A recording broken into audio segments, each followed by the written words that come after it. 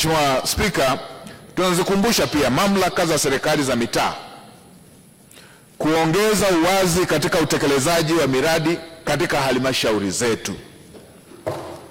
Mapato yote yajulikane kwa waheshimiwa wabunge na waheshimiwa madiwani.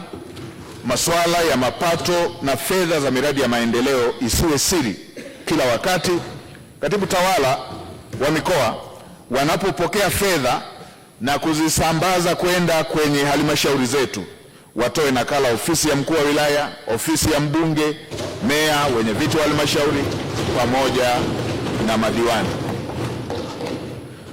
Nimemwelekeza Mheshimiwa Waziri aandike barua kwa maafisa masuhuri wote kuweka uwazi huo. Waheshimiwa wabunge, kila mradi unaotekelezwa mpate nakala, miradi ambayo iko hatua za kutekelezwa, lakini na kila fedha zinapokuja, fedha za miradi, ofisi za wabunge, mamea, wenye viti wa halmashauri, madiwani wapate nakala za fedha ambazo zimeshakuja na aina ya miradi inayokwenda kutekelezwa. Mheshimiwa Spika, katika kuongeza uwazi pia nimeelekeza ratiba za vikao vya baraza la madiwani zizingatie ratiba ya vikao vya bunge.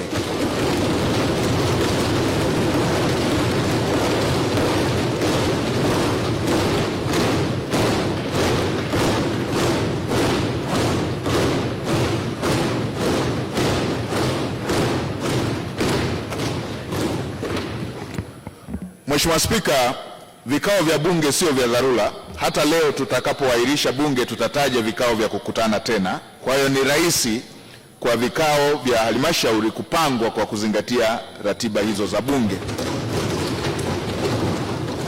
Na Mheshimiwa Spika, kulikuwa na maana wabunge kuwa wajumbe wa vikao vya mabaraza ya madiwani.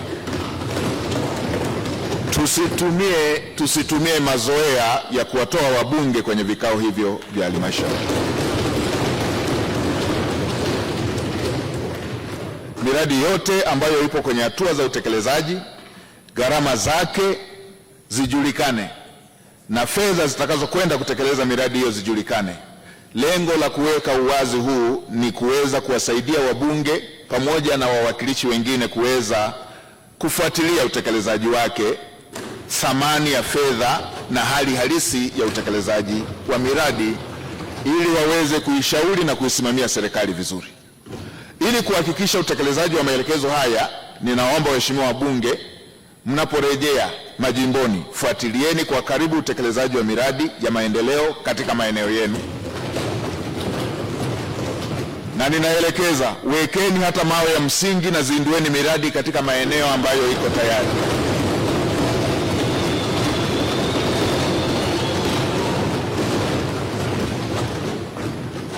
Vilevile hakikisheni mnapata taarifa za utekelezaji wa kila mradi na maeneo ambayo mnashauri tutumie fursa zote zilizopo katika maeneo hayo. Tumieni fursa za vikao vya halmashauri, tumieni fursa ya vikao vya baraza la ushauri la wilaya yani DCC, tumieni vikao vya baraza la ushauri la mkoa yani RCC, wizara za kisekta na ikibidi hata ofisi ya waziri mkuu kama kuna jambo ambalo mnaona linahitaji ichukuliwe hatua. Katikati ya mwezi huu tunatarajia kuwa na ibada ya mfungo. Nitumie fursa hii kuwatakia waumini wote wa Kiislamu maandalizi mema ya mfungo wa mwezi mtukufu wa Ramadhan, na waumini wa Kikristo maandalizi mema ya mwezi mtukufu wa Kwaresma. Kwa kuwa hizo zote ni ibada muhimu kwa waumini wa madhehebu hayo ya dini, nitoe rai kwa wafanyabiashara kutokupandisha bei kwa kutumia kipindi hicho muhimu cha ibada. Hatuna uhaba wa chakula, tusipandishe bei. Hatuna sababu ya kufanya hivyo. Tuache watu wafanye ibada kwa amani.